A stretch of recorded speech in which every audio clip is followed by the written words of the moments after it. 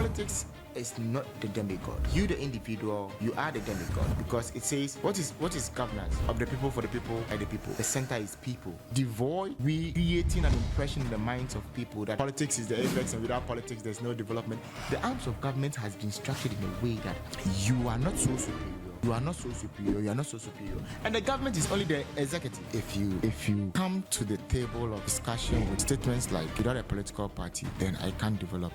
You're already a failure. No political party develops anybody. They don't even develop the country. Let's talk of you. And you working for a politician or serving a politician is like you being what? A pet being kept in the house. When the right time for slaughter is near, you'll be slaughtered.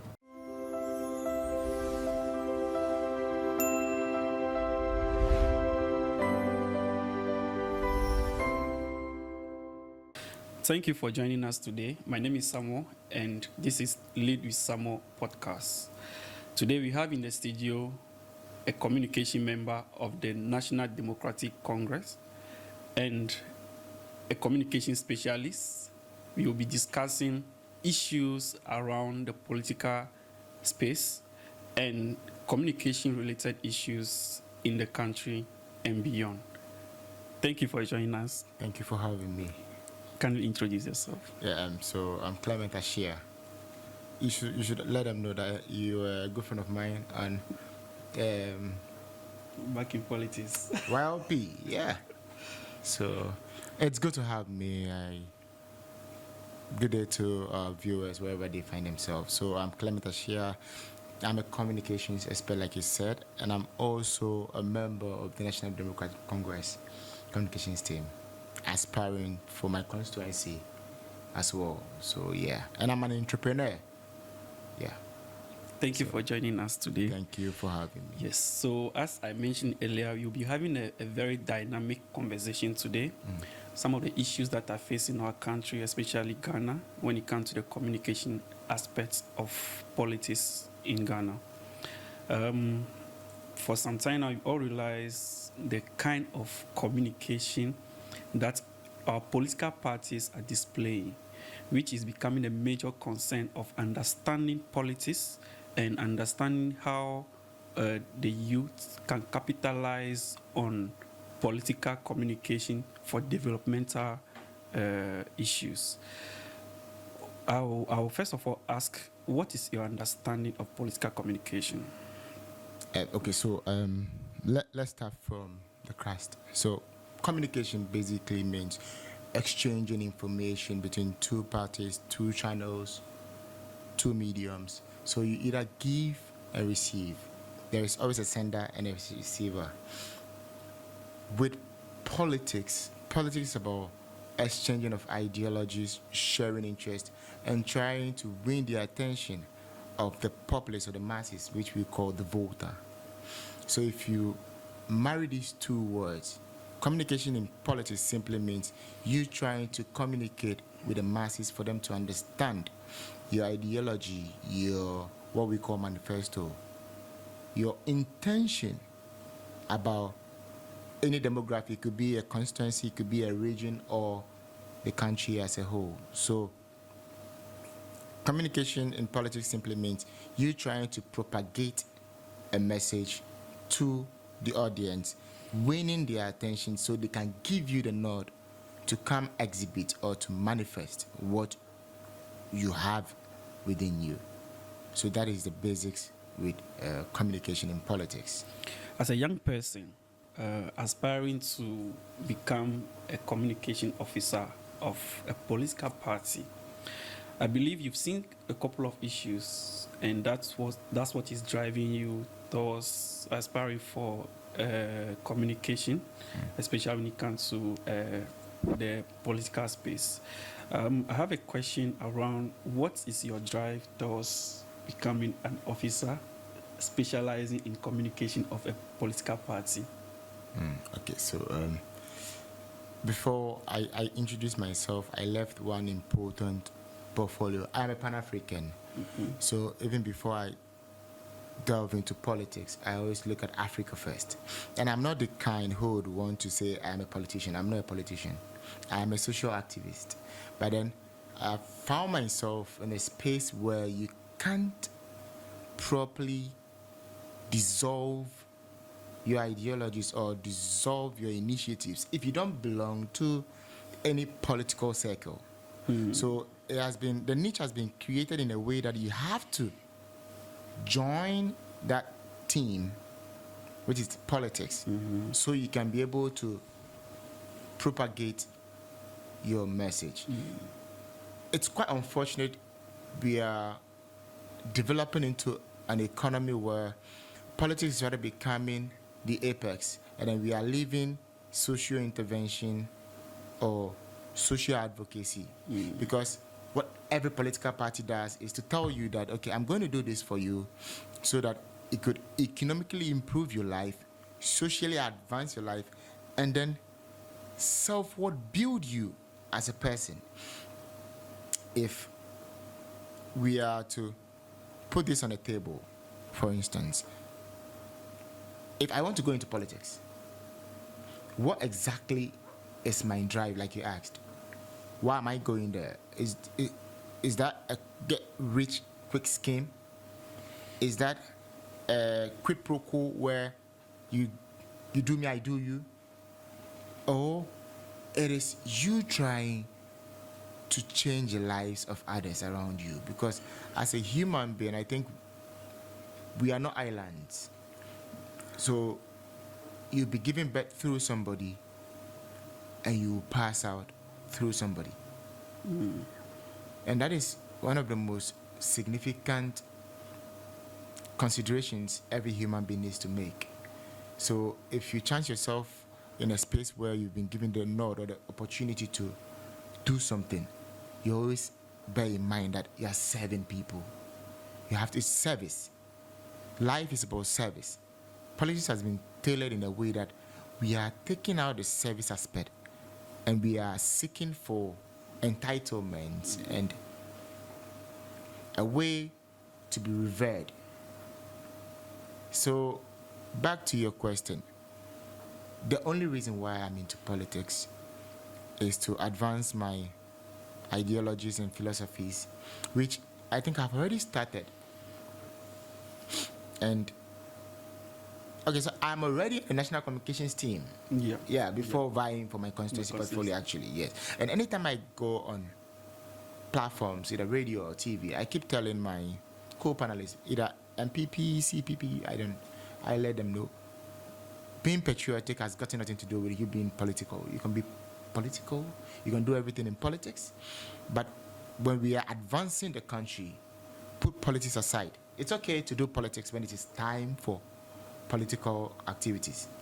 After election, there's no need for politics. Because if I have bad roads, the bad roads never knows an MPP commuter or an NDC commuter. It is bad.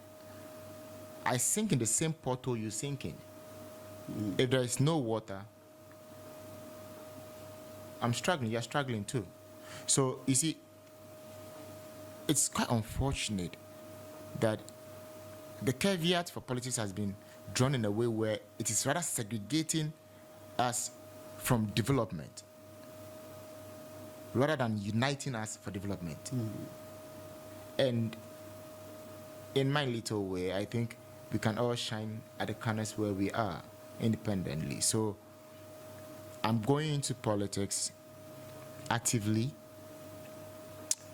to see how I can merge what I believe in and what needs to be done personally. Then I see if I can rope people who are like-minded, who equally share in my vision. So we can now form an alliance to drive a change. So mine is to just create change. That's great.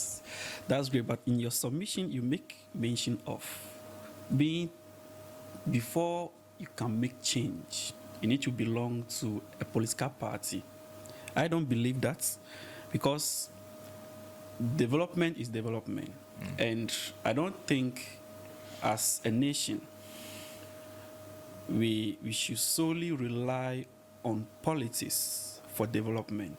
Because when you look at the Western country, they have a system that operates when it comes to developmental aspects of their nation. let's take UK for instance. For the past 10 years, UK have changed their prime minister about 7 to 8 times. And this should tell you that there's a trend and there's a plan, a system in place operating. If we want to depend on politics for development, I don't think we can be able to make it. As I mentioned, as UK is a developed country, but they don't look at the way we are looking at our things. If the political party is performing or not performing, we defend it at all costs. For instance, there are a couple of things that are happening in NDC currently, which under normal circumstances, as a young politician or a young communication officer, we should be able to be bold enough to point out those issues. You should be able to stand your ground. And if there had to be change, you advocate for change. But in our situation in Africa, whether the leaders are doing well or not, all that we know is we need to defend them at all costs. No. All right, then I will listen. For the benefit of our viewers, so you realize I mentioned that even when I go on national television or radio, I try to make my co-panelists refrain from being political and be very patriotic and nationalistic. That is me being bold. Now, and like you said, I don't need to defend wrongdoing because I belong to a political party. So I don't do that. Then, if that's the case, then I don't think it's necessary to be part of the political party to advocate for development. Let me draw a line here for you. And okay, so before I come to that, let me say something quick about what you said about the United Kingdom. They don't operate political system the way we operate. They have a monarchy. So the political parties, they are not the superior decision-making body. There's always the king and the queen that has to do something. So like you said, the resignations of the various prime ministers were enforced from the monarchical hierarchy, not the political parties. And so if you are trying to juxtapose what is happening there to what is happening here in Africa, you'll be misleading your own thoughts by thinking we can implement what is happening there. No. And they, moreover, also have what we call a unified goal. So their democracy is not about political parties. It's about national party. There's always one party, which is the UK. Here in Africa, like I said, we are ignoring social intervention. They prioritize social interventions. That is why they can, upon secession from secessions, they can still do something. So even if this party is in power, they can still do something. When the next comes, it's continuity. But in Africa, when a government is succeeded, it's like we have to hold whatever they were doing and let's do ours. It's more competitive. So that is something I want to establish so that we can know how we can put things in line. Now, you asked why should I belong to a political party? Why do you have a podcast? For developmental purposes. Yes, okay, so I'm going to go straight. I'm talking about communication. Why won't you make us go stand around maybe outside and talk so passers-by can see us talking? Why?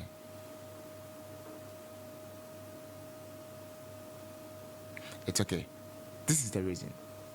The way you're stuck for some seconds, that's the reason why I belong to a political party. So you need an amplifier. You always need a bolster. You need something to knee-jerk you up to do something.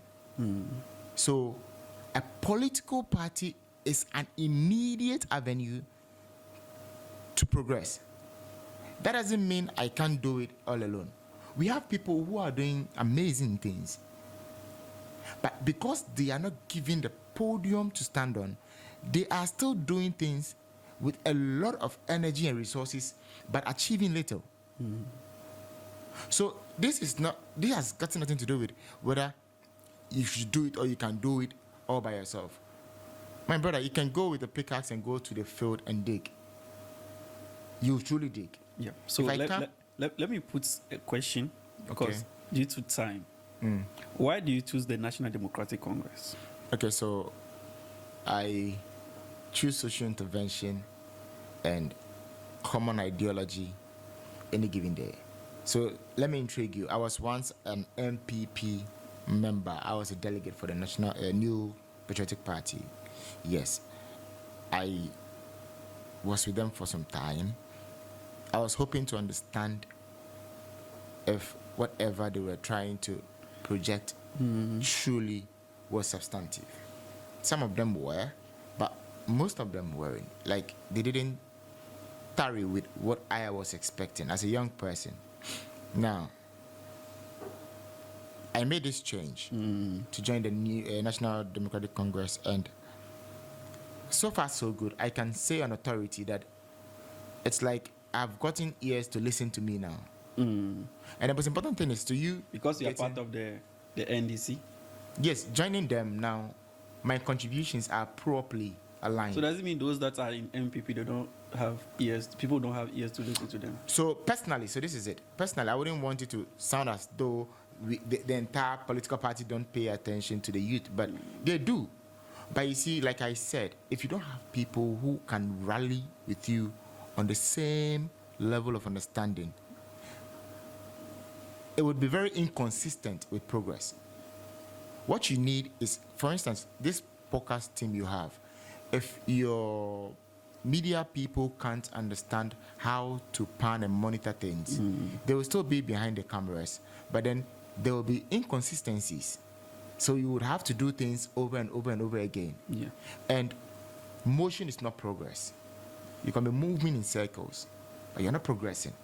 And you can be moving forward and you are progressing. So with me, I don't do with motion. I do with results. For me, I also don't do the concept of you trying to make me understand things. Don't make me understand. Prove to me. You can't convince me. I don't need to be convinced. Let me see the results. The results would overturn whatever I had in me that was going to go against your actions. So I'm not saying any party is bad, but personally, I would prefer to be with the NDC than to be with the MPP. Why? Like I said, now whatever I contribute is being listened to. And what kills we, the youth, now is not laziness, like some leaders make it look like. This generation of millennials and Gen Zs, we are overburdened with ideas. It's so much that it topples us. It's too much. And you know why? Because technology is in abundance. So what they used to struggle for months to uncover, we uncover them by a blink of an eye, by a click of a button. So we are having information overload. And there's a projection. There has been a lot of surveys done by a lot of institutions. BBC has added. By 2060, the problem we'll be having in the world is not technology. It's information and communication.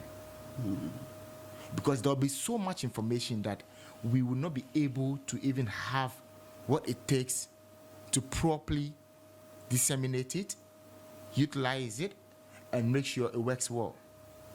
So we'll be having if there's anything like that, information virus.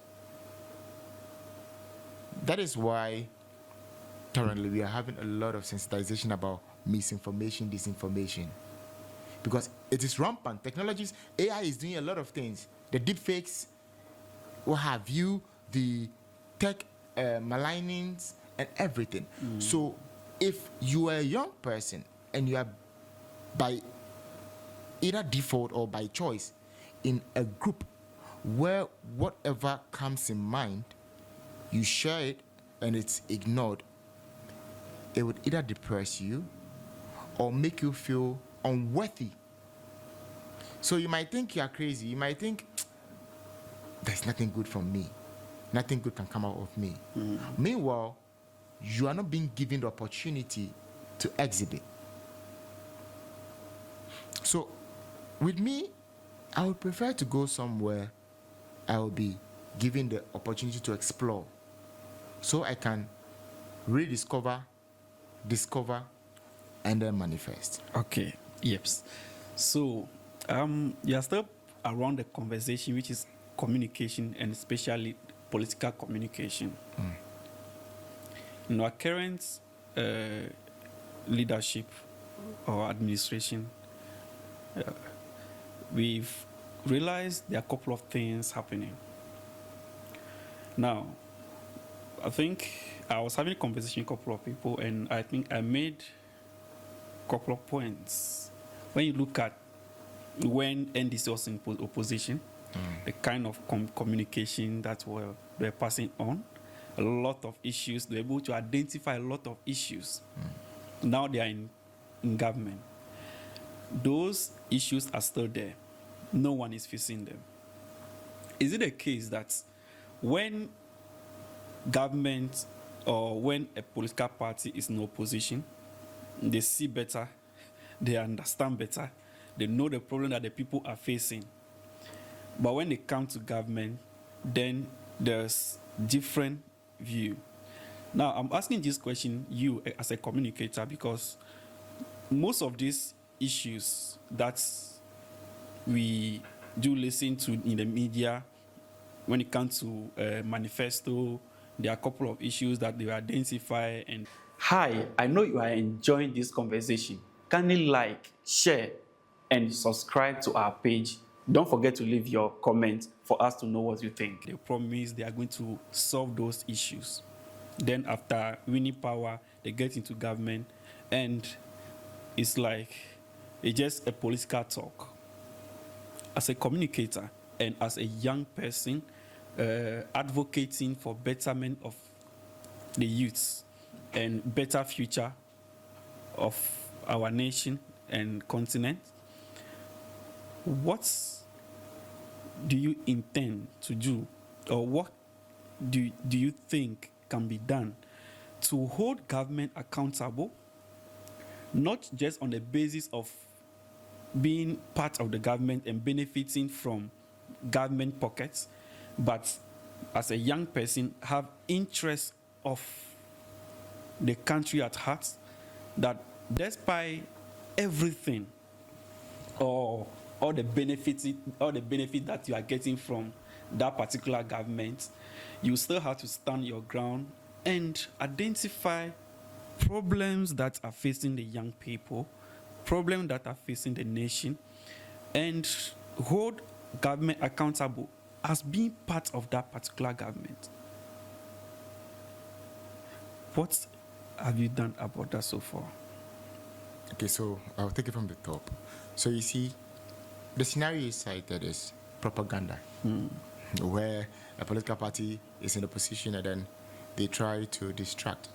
It's called propaganda because you need to distract the substantive government and then create avenue to win back attention of the populace to understand that, okay, they are here, but then they are not doing this.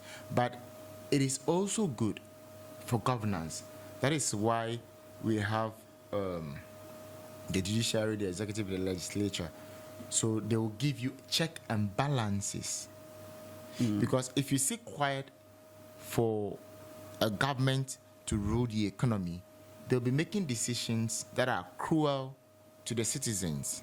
So does it mean that government? So that's where my problem is coming from. In opposition, you understand the issues that the people are facing.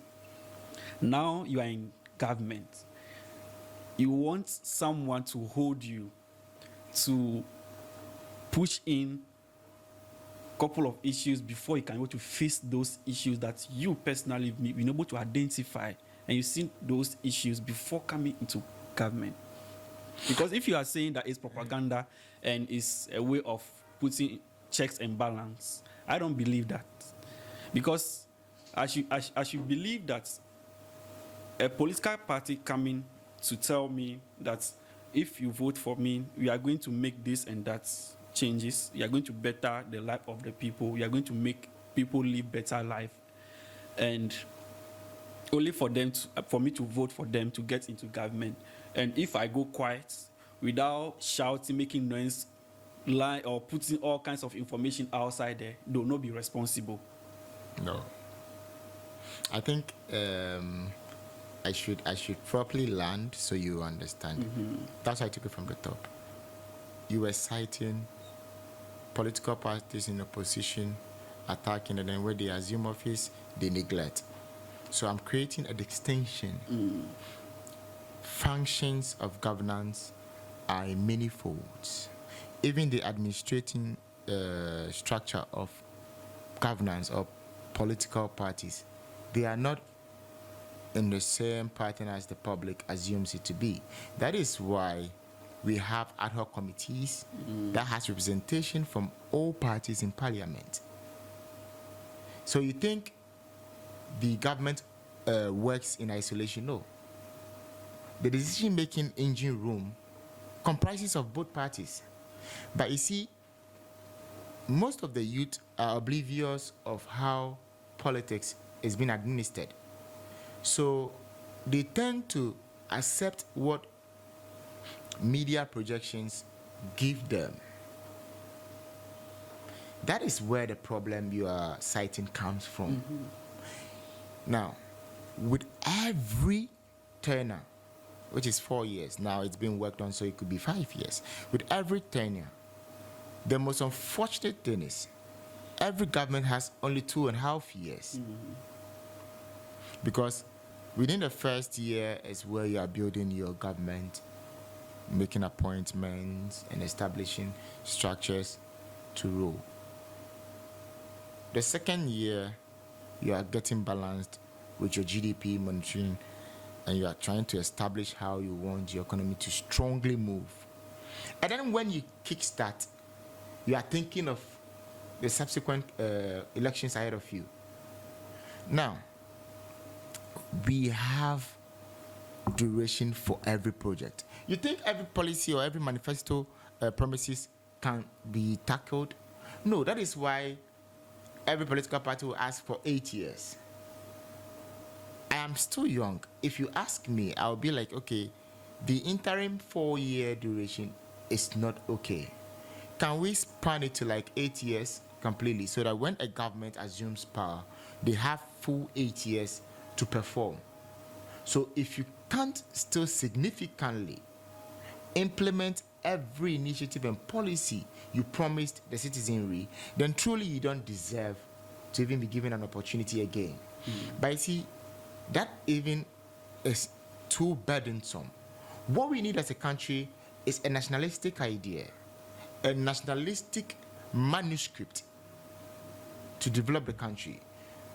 If Samuel, you seated here, you have your own ideas. Of course. For this podcast. If I also come with an idea that, okay, I want to shoot Lead with Clement podcast show, I would never do the way you're doing it.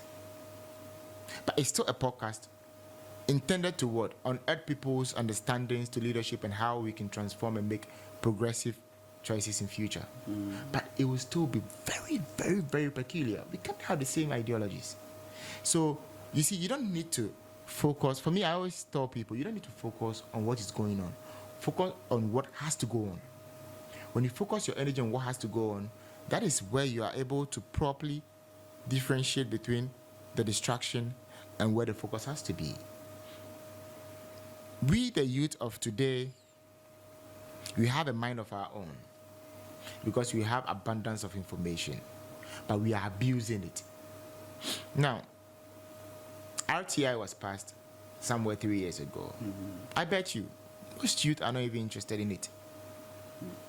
But we are the brute driving force of the economy. That is why we have 3 arms of government.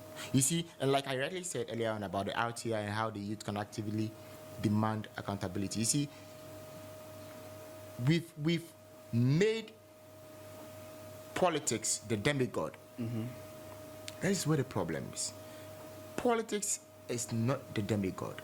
You, the individual, you are the demigod, because it says, what is governance? Of the people, for the people, by the people. The center is people. So we are only actors being elected to come do what? Perform for the people. You see, if we are able to channel our energies into what we are, you wouldn't stress yourself, because if you have a microphone and you can speak for thousands to hear you, and you put it away and talk with your natural voice, and then just 50 people get to hear of you, that doesn't change the fact that the microphone can be used. So let's devoid we creating an impression in the minds of people that politics is the apex and without politics there's no development. The arms of government has been structured in a way that you are not so superior, you are not so superior, you are not so superior. And the government is only the executive. The legislative and remember, the legislative is the representation of the whole country.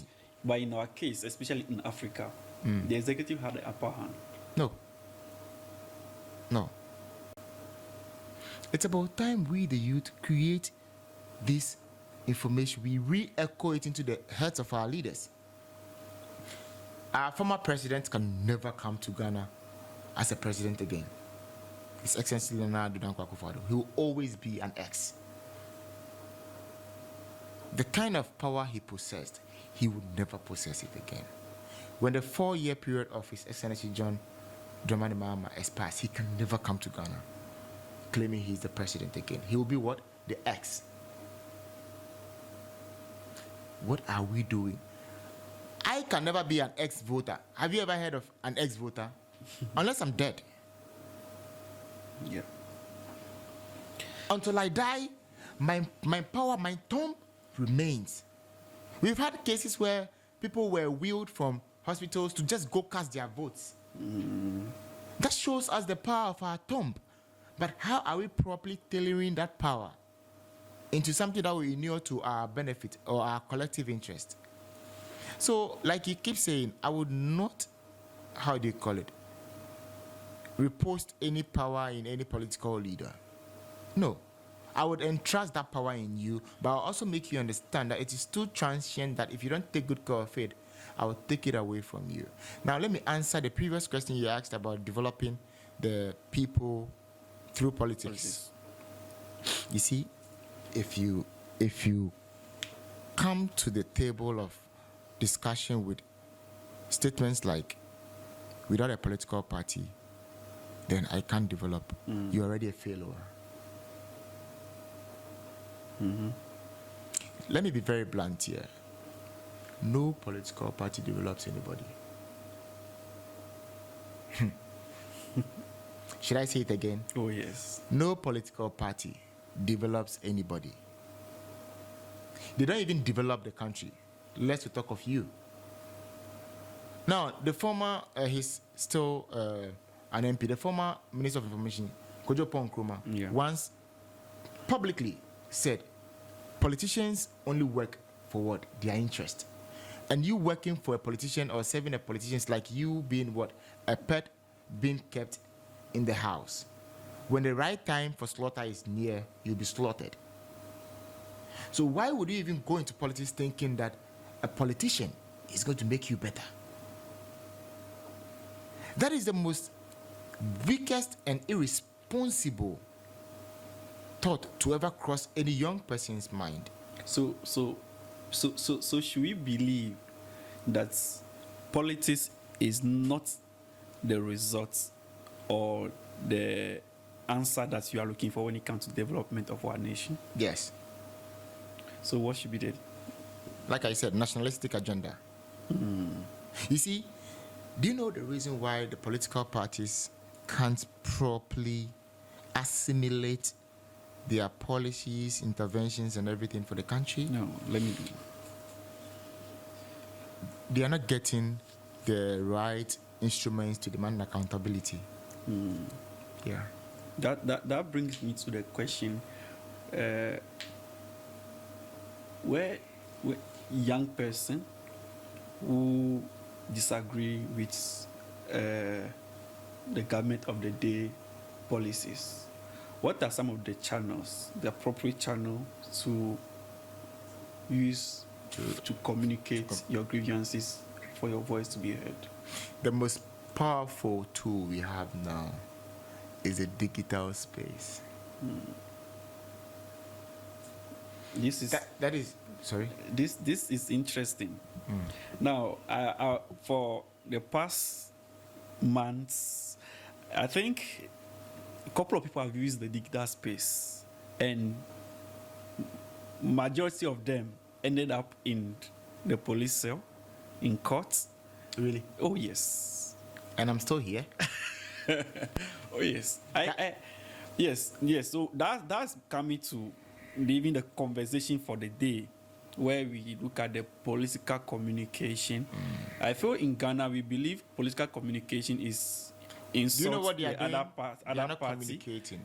and creates atmosphere Samuel. to dirty the other person. Somehow they're not communicating. No. Let's be brute here. They're not communicating. What they are doing is they are assaulting and they are invading the privacies of individuals. Because what we are doing here, we've been communicating for the past 30 minutes? Yeah. Have I said anything vulgar to you? No. Have I threatened your life? No. Have I done anything to put you in distress or duress? No. Yes. What they are doing is not communicating. They are assaulting. It's called digital assault. And it is criminal and offensive in the country here.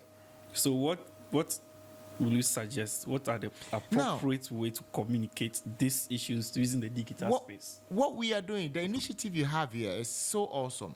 This is communication. You are bringing on board like-minded people to share knowledge so the world can understand that this is the dynamic trend we have now. This is how we can push things. If I should pick a phone and I will be there and be like, we should kill this man and behead Samuel and put Samuel in the cocoa sack and feed it to what? Am I communicating? No. Me saying these words to you, don't you feel threatened? Yeah. So why should I have the temerity to pick a phone and be videoing myself threatening you? And then I'll end up saying, what, I'm doing this in the name of politics. Really? Can you do the same thing to your child? Can you pick a camera and say, behead my child?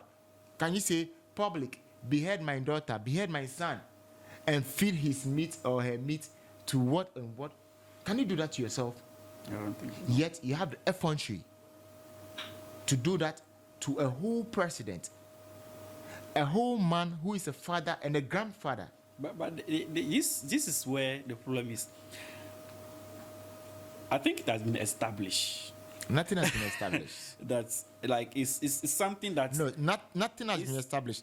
And in fact, I've seen a couple of comments, even government officials, current government officials, defending and putting it out that they are not okay with what the arrest of these people that are sending these threats, this information to the public. They are not okay with it because they feel it's another way of the police tarnishing the image of the government. So do you know why they are expressing their disdain?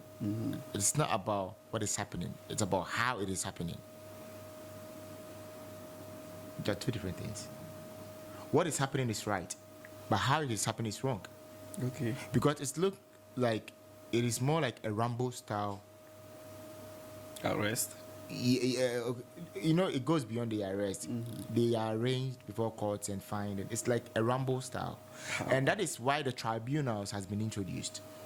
You see, we have to get to the point where such petty crimes or petty offenses, you'll be dealt with communal hard labor.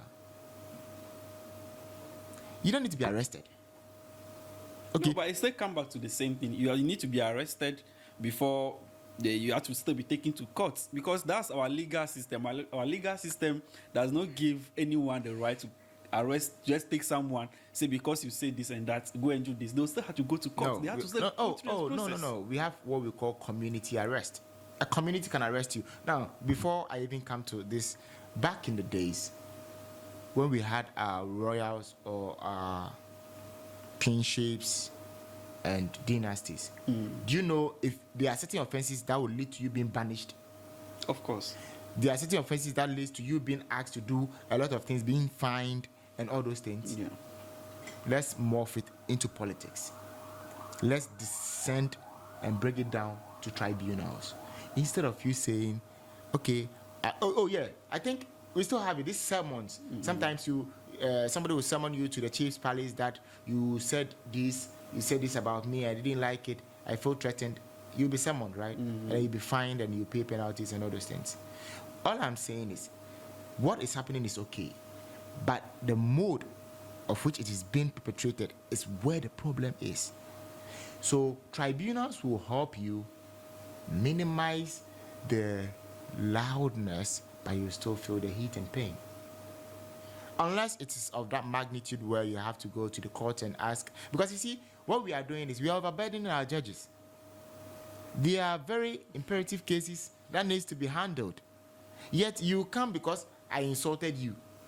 When you can just go to a family house and then summon the person. If the person doesn't come? That is where it gets interesting. You are still a member of the community. So sometimes sometimes even bailiffs, when they are serving you, they wish you don't come. Yes. As a law student, they wish you don't come because, if a bailiff serves you and you defy, the ruling will be done in absentia. It will be going against you. So whether you are right or wrong, you still face the penalties and charges. So you do yourself great service if you attend or you honor the invitation. Sometimes through clarity, maybe the court will even understand that it wasn't intentional. Sometimes you can react out of duress. You can react out of provocation. You can react out of self-defense. All these legal instruments are there to shield you. Who is the defendant of any case? But Sam, I'm still emphasizing on the part where somebody taking the phone to pull out threatening statements, to type out, so you even know digital spaces, they would filter certain keywords if they're offensive. Why do you think it's been done? To prevent the public from taking actions on those. Do you know you can, by just a phrase, disorient somebody into committing suicide? Yeah. Do you know by virtue of a keyword you use against somebody, the inferiority complex that will be created in the person could damage the person to the point where it would even damage the family because you are the breadwinner of the family. I've said something bad against you. Now, you don't feel okay going to work. Things change for you. You are not going to work again. Who feeds the family? So there are certain thematic consideration that needs to be put in place when we are discussing issues about what people are doing inappropriately from what needs to be done. We have to encourage people, like I keep saying, let's encourage them. Go into the books. If you want to talk, you shouldn't be saying a lot of nonsense. You should be saying less of sense. Because you can be talking and talking and talking and you're not communicating. What they are doing is they are only talking, they're not communicating. So I would beg of you and beg the audience to only consider communicating to create a room where we both have that energy to effect change. If I'm talking to you and I'm not effecting change, I'm only wasting your time and my time as well.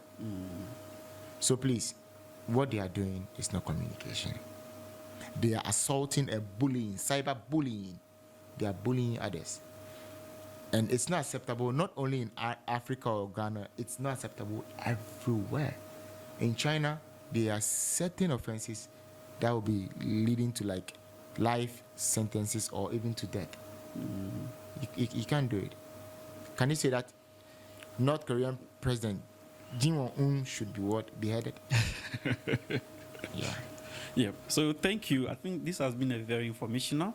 Thank you. And before we bring the conversation to an end, what are some of the issues you've realized, especially when it comes to the youth, when it comes to communicating with the public and political issue, leadership? What are some of the issues some of the challenges that you've realized as a communicator yourself? And what are some of the recommendations that you can give, especially when it comes to addressing those challenges and the way you've been able to address those challenges when it comes to having these political issues with leadership and people in government? Okay, so I would give 3 key words and then I'll break them down. Yeah. Nuisance. Nuisance, timidity, and recklessness. That are the challenges. Now, nuisance is when something comes up, nobody's interested to probe. We just go with the flow. The moment I check your comment section and I realized somebody's saying, oh, but why should he say this? The subsequent comments would just be about, why did she say this? Why did he do that? So we are misbehaving. The nuisance. Timidity. We only talk when we find a need to talk. But we don't talk when we understand what we are to talk about. Because I came online and I realized, oh, someone posted this. Hey, Charlie, you are enjoying life, oh. I'll never ask you, oh, Sam, how did you manage to achieve this? What were some of the lessons you learned? What did you go through? Can you share with me? Can you educate me? Can you help me also grow and develop and become something like you? That is it. Recklessness. One thing everybody seems to forget is we have freedom of speech, not freedom after speech. And the earlier most of the youth understand this key word, the better it would be for our future. Because, you know, on the digital space, there is something known as digital footprint. So everything you do on social media, it can never be erased. Yeah. The cake helps, but then the developers always have, what we use is the front end. They always have the back end where they can get everything, every activity. Nothing deleted is gone completely. It is still there. It's like a quantum of information. Like I said, by 2060, we'll be having information virus because it's too much. The information will be overloaded. So recklessness, you have freedom of speech. You don't have freedom after speech. So always bear in mind that what you say, you'll be held responsible, accountable for it. So are you ready to bear the consequences and implications? If you're able to do that before you express yourself, I think you'll be guided. And I think in the long run, you rather help change something around you. So I think I've summarized both the problems and then the solution. So before, okay, you can go. So now about communicating for political purposes, I would entreat everybody who wants to assume this portfolio to understand that you are doing the devil's job. Yeah. You are doing the devil's job in a way that you are not only talking, you are also presenting yourself. So if you are dumb, you are dumb. There will be no twisting of words. If you're dumb, you're dumb. If you are empty-headed, you are empty-headed. You see, you can say everything you want to say, but there's always this person who is not listening to what you are saying, but watching what you're saying. Do you understand? Yeah.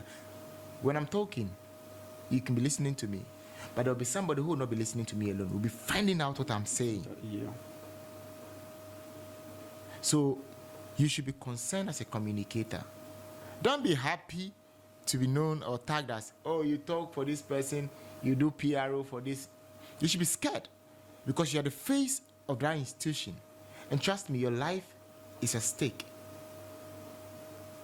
What your institution will do in darkness, you have to come what? Vilify them to the public. You have to persuade the public to know that, oh, whatever is going on. Okay, so me, I would say I don't defend, like you said. I assure, because there's always light at the end of the tunnel, no matter how something is bad. What's the difference between defending and reassuring when there's an issue? Me saying, oh, the energy tariff increment is okay because the previous administration skyrocketed it about 27%. So if we are giving it to 17%, it's okay. That is different. But me saying the tariff is unpredictable, it is not okay. But I can assure you, factors like the GDP, the current emergent energy crisis, has necessitated the decision from government to at least increase it so we can generate a lot of revenue to tackle the energy sector's lapses we have. And we are optimistic that if this thing is tackled and done completely, the shoulders will be eased and there will be comfort in the economy. You are giving your audience that reassurance that things are bad. Yes, I won't deny that. I can't deny it. Like I said, inflation knows no political party. I can't say because I'm NDC, if I'm going to buy something and it is 1,000 cedis, I go and be like, oh, I'm NDC, you give it to me for 500 cedis. It doesn't work like that. So it cuts across. So I will assure you, but I would not come defending and making look like, oh, it was way worse than now. So keep quiet and what? Absorb it. No. Thank you. Thank you, Clement. Nice. This is Lead with Samuel, and we are having a conversation on political communication and how we can utilize communication in national development. And we had a very long conversation, but before we go, I'll take his last word and then we'll conclude.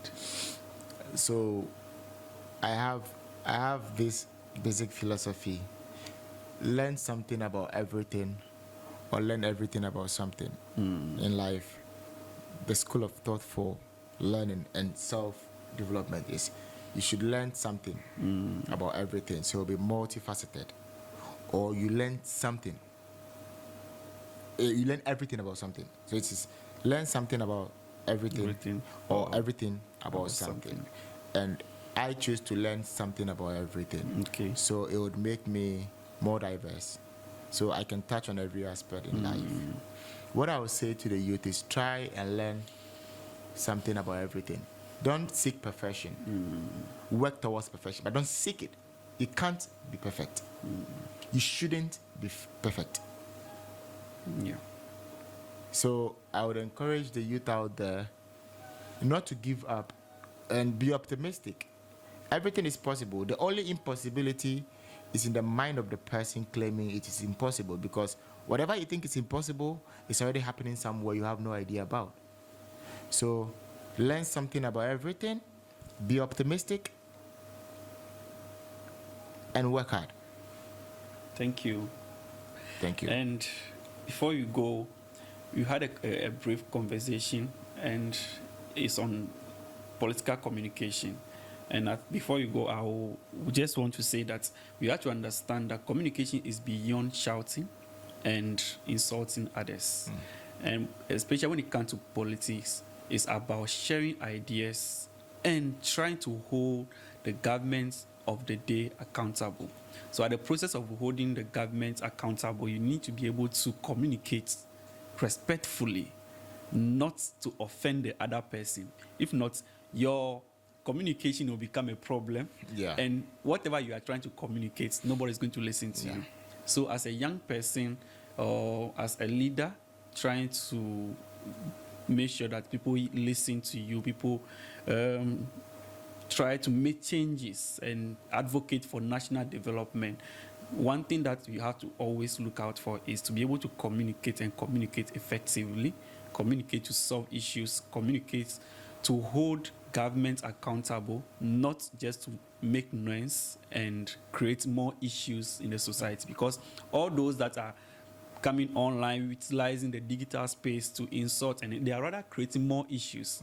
Instead of government focusing or the judiciary focus on serious matters, we are now dealing with people that are insulting government officials online, doing all kinds of things. Now we are focusing on those things, which does not lead to any national development. So for us to be able to push for national development, let's rather focus on major issues, things that are going to add value to the people, to yourself, and to the nation progress at large. Thank you for being part of Lead with Samuel, and watch out for our next episode. Thank you. If you have enjoyed this conversation, don't forget to leave your comments, don't forget to like, don't forget to subscribe to our channel.